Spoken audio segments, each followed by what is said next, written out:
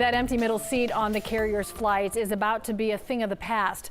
Delta begins selling them again tomorrow. It's one of the three headlines we're following for you tonight. Delta is the last of all major U.S. carriers to begin selling that middle seat again. The head of Delta's in-flight operations estimates almost 75% of Delta passengers have received at least one dose of the coronavirus vaccine. Airlines say they could not continue capping capacity without a serious increase in the price people pay for a ticket. Pharmaceutical giant PFIZER says it will start offering smaller coronavirus vaccine shipment sizes starting in the end of May. The move is meant to give vaccine sites some more flexibility.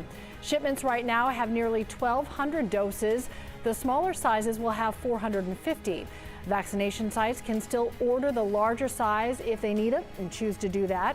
It comes as mass vaccination sites across the United States are starting to close, including 8 state-run sites in Georgia. They're going to close on May 21st. New data shows that spring 2021 semester saw the steepest decline in undergraduate enrollment in colleges and universities since the pandemic started. Overall enrollment for the spring semester was down 5.9% compared with just a year ago. Community colleges saw an 11% drop. The largest decline in enrollment is among people 18 to 20 years old. However, graduate enrollment grew for the spring semester.